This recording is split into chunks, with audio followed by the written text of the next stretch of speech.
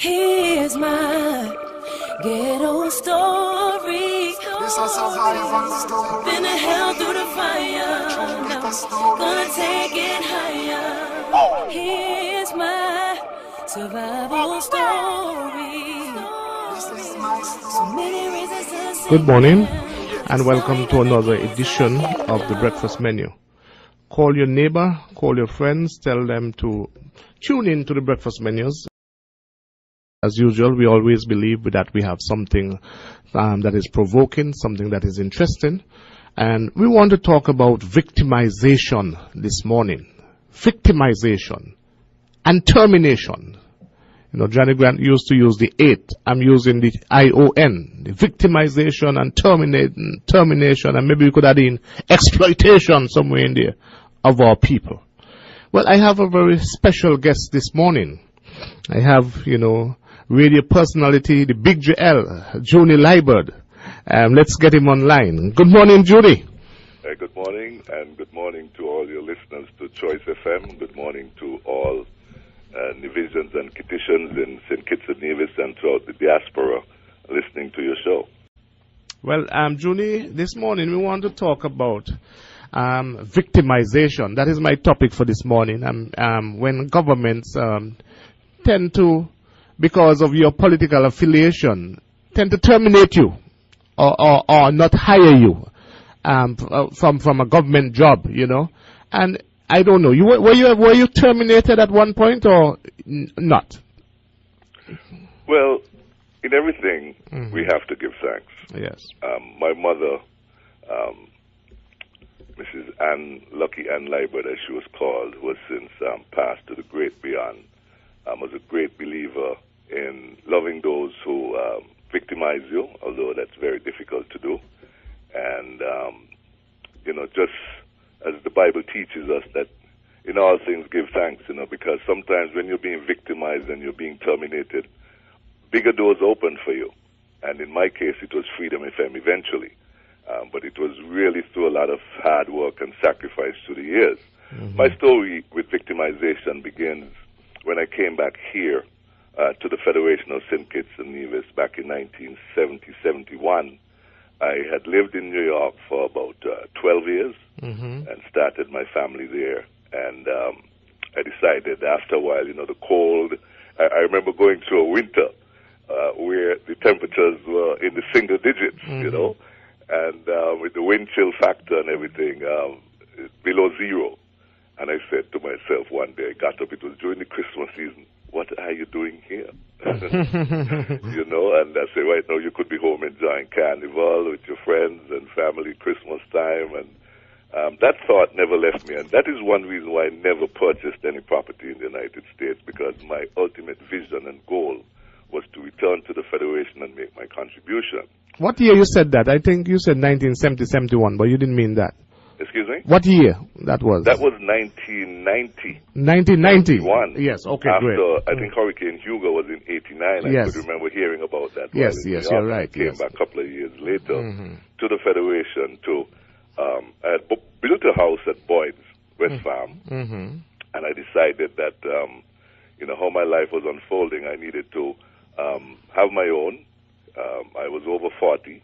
And one thing my mother always told me, if you're over 40 and you don't have property, it's very unlikely that you would get anything in your lifetime. Wow.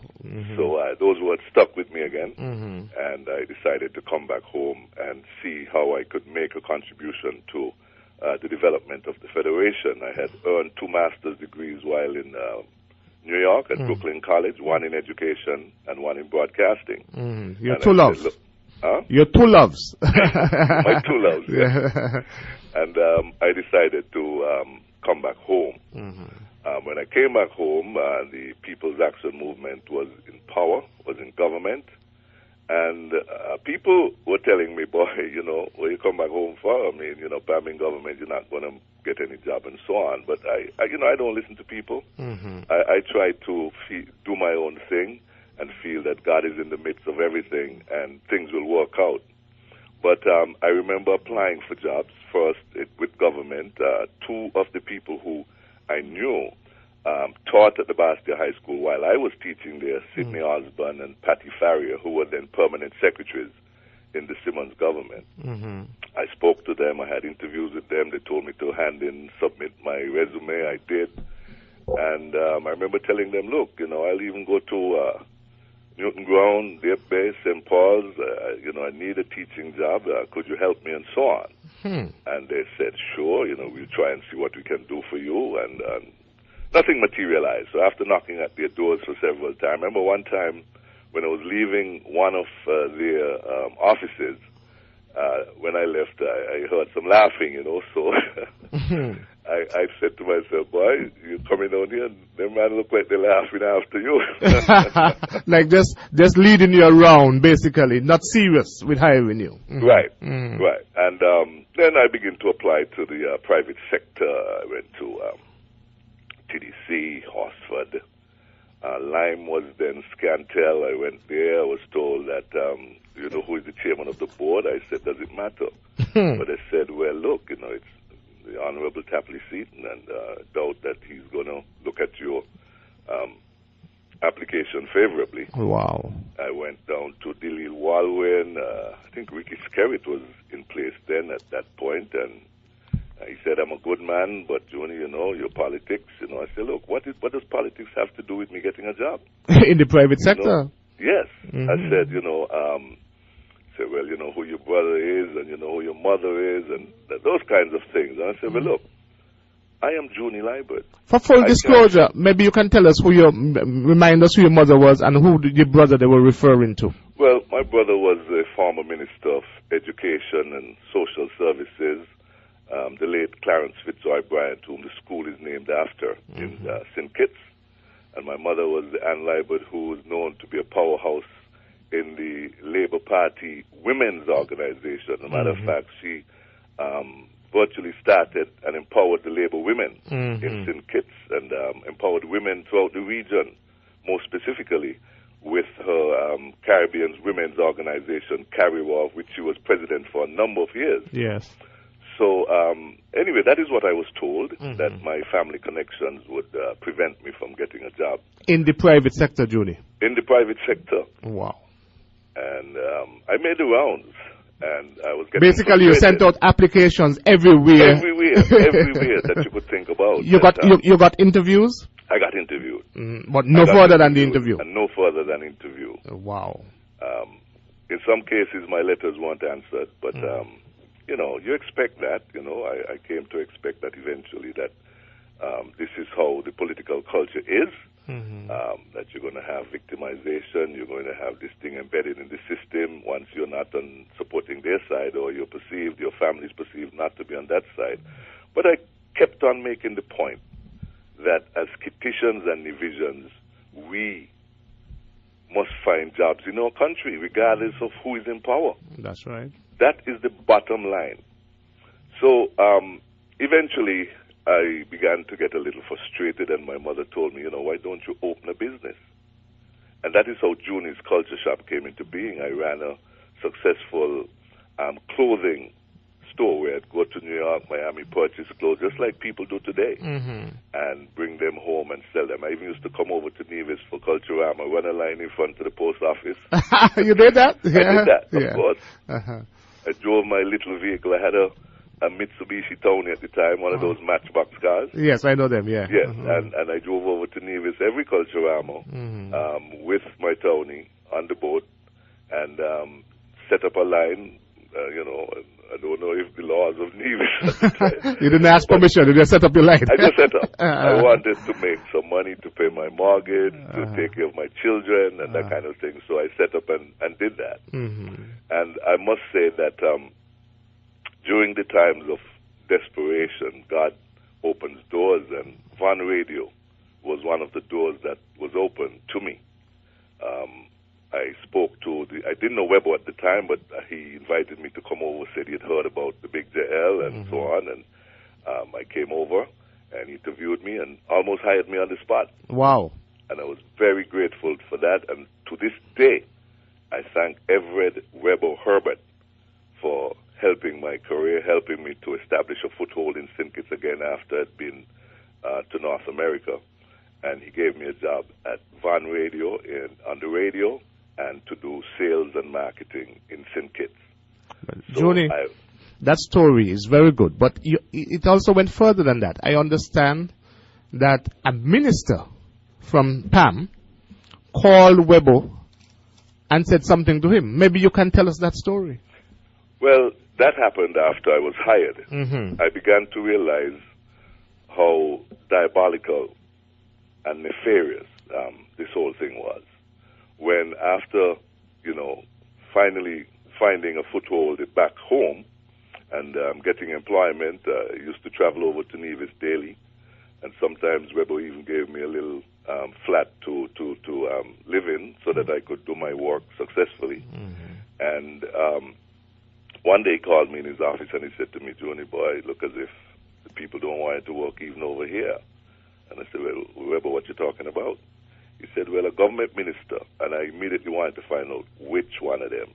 But he didn't want to divulge the name, and I'm not upset with him for that, He said the minister called him and said, look, why you hire Junie Liburd?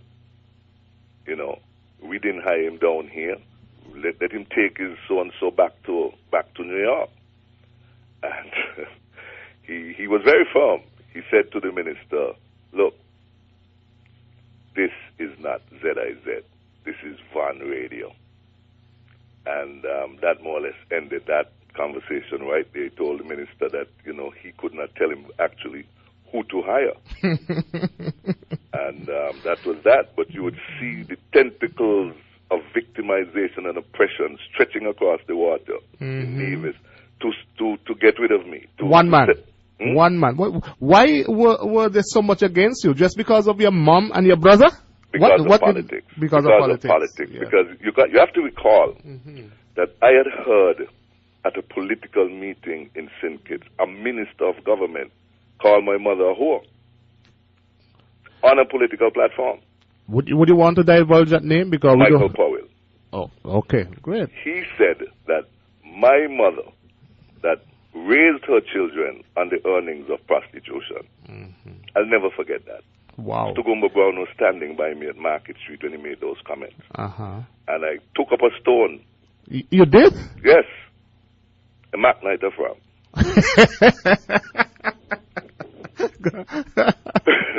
Go ahead. Looking back now, I laugh at all of this, right? Because if it wasn't for God's grace and mercy, I wouldn't be here today. Yeah. But I didn't. Stugumba restrained me. He said, Junie, take it easy. You want to go to jail? But that, when somebody would get on a platform and say those kind of things about your mother. But then on reflection, you know what? I said, look, fine. My mother raised us on prostitution. I don't know my mother to be a prostitute. But Michael Powell thinks so. And that time he was called, Junie, that time he was Deputy Prime Minister of this country. Yes, he was. Wow. And I remember my mother, when I told my mother about that, she said, Junie, well, if that is so, and it is not, thank God that I was able to put all of you through college. So if it was that I did, then it was for a good cause. Because all of you went to high school, went to college, and have come back with degrees. So I am proud of you all. And that was that. And the same Michael Powell, when he was turned out of government headquarters by the Simmons government, my mother was the first to greet him when he was leaving government headquarters, hugging him up. And I could not understand that. I said to myself, how could my mother hug up this man? But she said, Junie, in all things give thanks and do good to those who willfully use and abuse you. My mother told me that. I remember when my mother had breast cancer, the Democrat had a cartoon in their paper of a cow with one of the breasts taken off because my mother had lost one of her breasts to breast cancer. And they put a drawing of a cow, God used to call her Lucky Cow for whatever reason, and with one of the breasts off. Right. I think I remember that cartoon.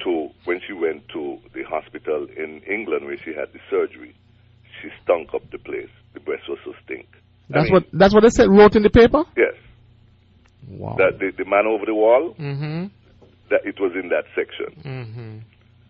So I have been through that kind of terror and survived, and I have no bad feelings towards anybody, because as you see, since opening Freedom FM, I've always believed that the voice of the opposition should be heard. Even when I got a job back at ZIZ in 1995 and went there, I tried to initiate having the Prime Minister's address on for Christmas and New Year, followed by the leader of the opposition. I wasn't successful in that.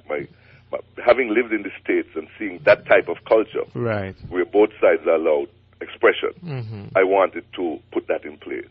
And it's only when I opened Freedom FM that I was able to do that.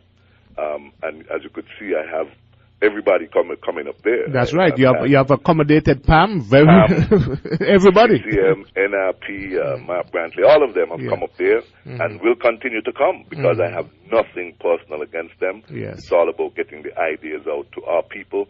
That's the service I want to provide, something that's free and fair for all. Junie, did you get the impression that when you were seeking employment in the private sector, that there was some political interference from the politicians? Did you get that impression? I got that impression. Yeah.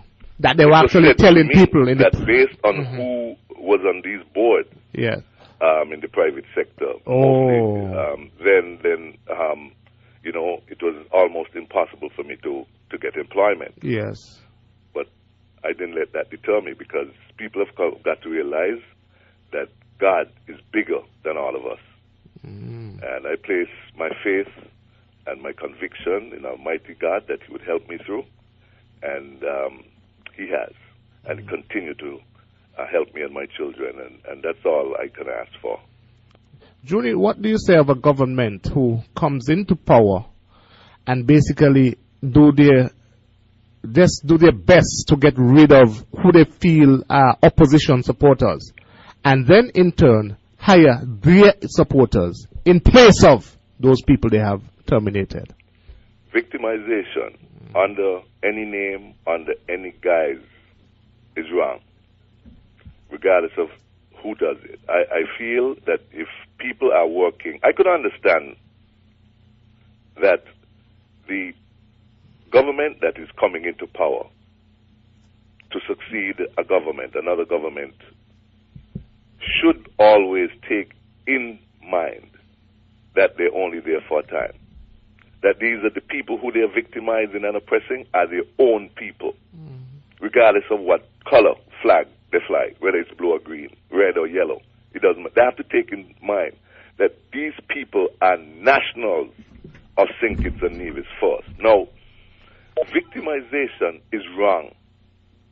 And if you're going to come into power and just kick people out willy-nilly, regardless of whether they're sweeping a drain, they're doing something of public works, or doing repairs on a road, these are common people. I could understand at the top level, the decision-making level, there'll be a rolling over of heads. I can understand that, because you want to put people in those areas who could effectively implement your policies and your strategies. I could understand that to a point. But the average person, and I understand in the case of Nevis, over 150 NRP supporters who work for the government have been dismissed, and that is wrong. That is very wrong. And the government that is doing it will pay a price for that kind of policy of victimization. Okay, Junie, I want to thank you for appearing at very short notice, but you're a journalist.